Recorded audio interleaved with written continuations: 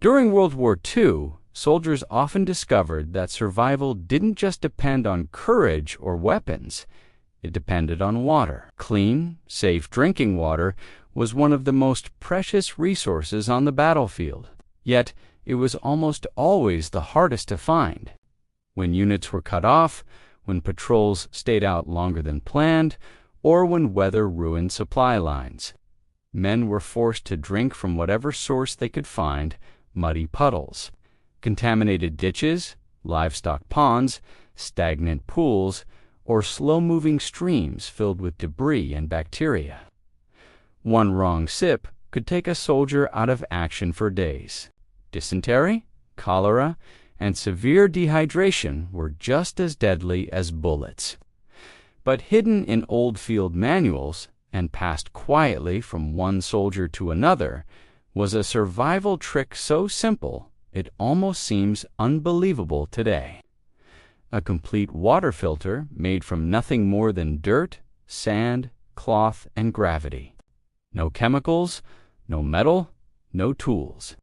Just the materials every soldier could find within a few steps of where he stood. This forgotten method, sometimes called a sand and soil column filter, wasn't designed to be fancy.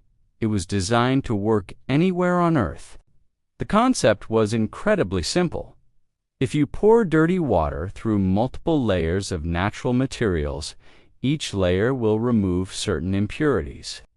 The larger particles get trapped first, then the smaller ones, and eventually the water becomes clear enough to boil safely. What soldiers created wasn't a perfect filter, but a powerful pre-filtration system that turned impossible water into usable water. Imagine the situation that made this necessary. A scout deep behind enemy lines, a pilot who crash-landed in a forest, a squad trapped for days during a retreat, their canteens empty, they face a pool of brown, cloudy water. They know drinking it raw can destroy their stomachs.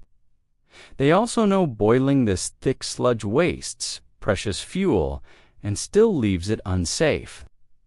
So they turn to this improvised method, one of the most brilliant survival hacks of the war.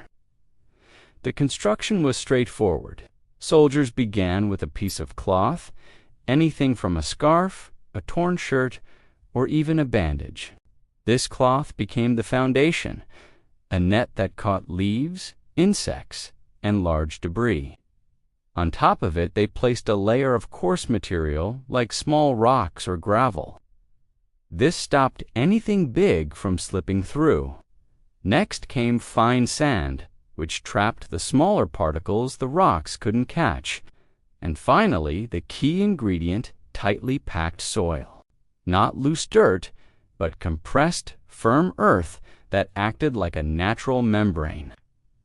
When water passed through this tightly packed soil, it was forced into tiny, twisting pathways that trapped even finer impurities. The magic of this method wasn't in the materials, it was in the order. The layers worked like a natural funnel, cleaning the water step by step. When the dirty water finally emerged from the bottom, it was astonishingly clear. Not sterile, but clear enough that boiling became fast, effective, and safe. Soldiers who used this method often wrote that it turned swamp water into something drinkable with a quick boil. In wartime conditions, that could be life-saving. Different battlefields shaped different versions of this same idea. In the Pacific jungles, where water was everywhere but almost none of it was clean, soldiers relied on it daily. In Europe, frozen meltwater often mixed with mud and manure, so this filter became a way to turn slush into clean liquid.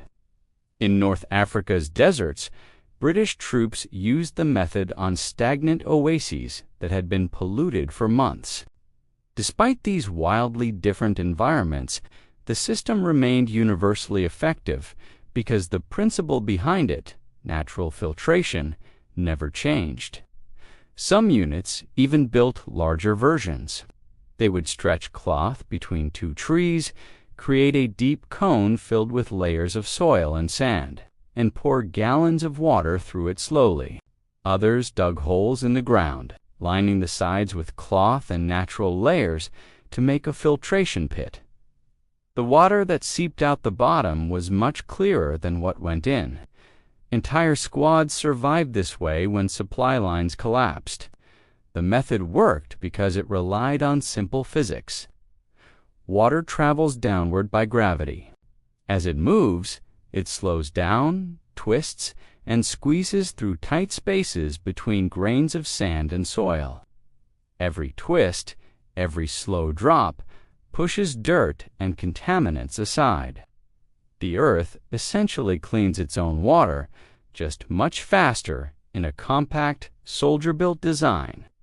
It's the same principle used by modern water treatment plants, just stripped down to the basics. After the war, this trick faded into obscurity. Modern armies adopted chemical tablets, metal filters, and advanced purification systems. What once was common knowledge among soldiers became something mentioned only in old manuals and survival training courses. Yet the method still works as well today as it did 80 years ago. Survivalists and wilderness experts still teach it, because no matter where you are in the world, the materials required are always available. The brilliance of this technique lies in its simplicity. No special tools, no special knowledge, just an understanding of how nature works. And for countless soldiers in World War II, this simple trick meant the difference between life and death.